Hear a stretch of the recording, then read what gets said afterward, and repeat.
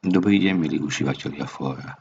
Dnes vám vysvetlím, akým spôsobom navštívite mesto hráča, ktorého nevidíte medzi priateľmi, susedmi alebo členmi svojho cechu.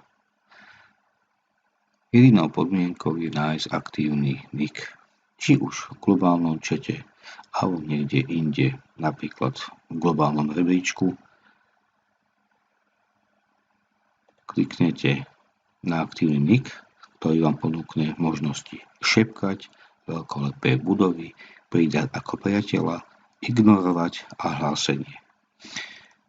Návšteva mesta sa uskutoční kliknutím na túto ikonku.